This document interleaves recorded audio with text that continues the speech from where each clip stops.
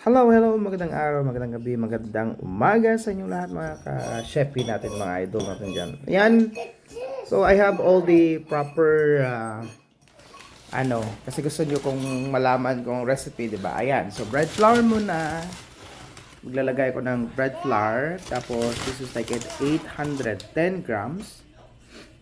Next to that is our wheat flour.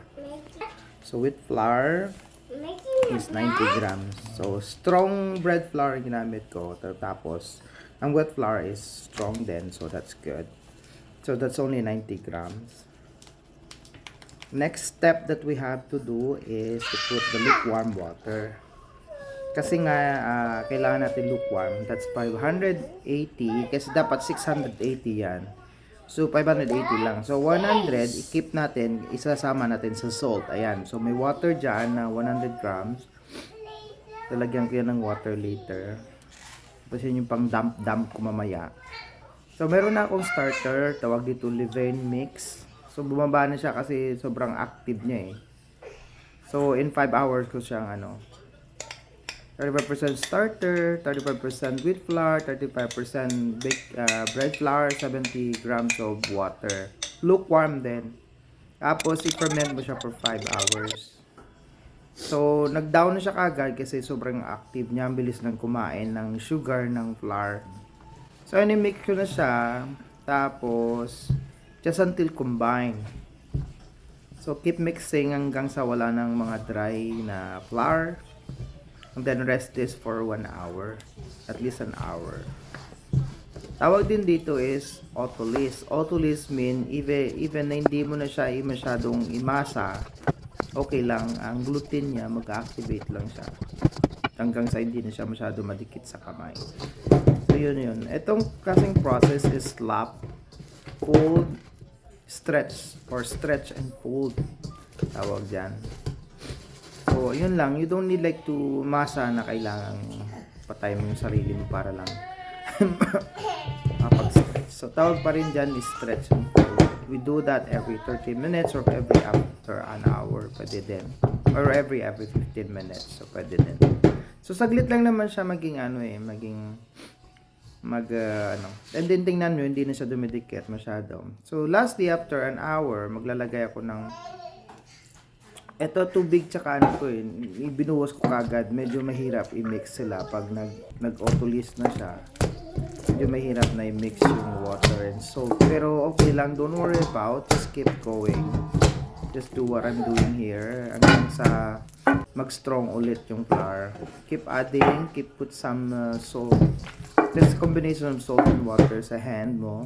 Keep going and mixing until ma-reach mo yung fine texture hanggang sa yung window pane din.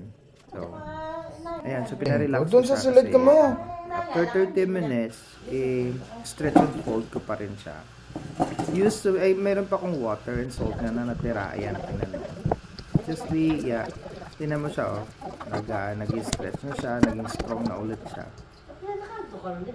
So, why nilagay ko yung salt sa last part? Kasi yung salt syempre siya yung nagpapabagal sa yeast natin. So, kailangan medyo sa last part na siya. Medyo tricky siya gawin, pero when you're always doing it, saglit lang naman. So, tingnan mo siya, naging strong siya ulit. Ito na, so after an hour, final shaping na tayo. Kasi nakikita nyo yung mga bubbles na dyan. Yung mga bubbles niya dyan. So, hinati ko na siya sa isang portion na ito ginawa ko kasi ginawa ko itong ibang bread eh. Tingnan mo, very soft siya, sticky. Pero normal lang yan. Pag medyo sticky, meron tayong rice flour din, a combination of flour. Pwede rin puro rice flour para hindi masyado sticky talaga. And then, or, put some water in your hand. Pero wag niyo siyang i-poke yung mga bubbles yun. Kasi yun yung magiging air bubbles natin. So, ni-rest ko siya in the freezer for overnight. So, sabi ko nga, good morning. Tapos ito, naglagay ako ng scoring. Nag-score ako. So, kailangan po ma-achieve yung air niya. So, ang ginawa ko, nilift ko pa siya. So, kailangan ko pa bumili ng cast iron na mababaw lang yung niya. Kasi, pag doon ko na sana sa cast iron, yung score, mas maganda yung Dumikit yung kasi. ano niya, yung Maganda sana. tawag dito yung ear na kalalabasan niya kasi nalilift ko pa siya pag ano kaya minsan i-close. Pero tingnan niyo naman lumabas naman ka very perfect ear, proper sa maganda yung pagkagawa natin ng color, kailangan nag-caramelize yung kulay. Color is very good, the ear is perfect. The airy, the inside, the distribution of the air bubbles inside is good, which means we made a perfect croissant. Ay, croissant, di pala. Sourdough bread. So yan, yun lang naman, yeah, wag tumigil mag-experiment hanggang sa maperfecto mo ito. Alam ko naman to gawin, pero hindi talaga siya na-focus before. So right now, I have much time to do it. So, nabigyan ako ng chance na para ma-focus ito hanggang sa, yan, na-perfect na natin siya. Yan. So, the color, the ear bubbles,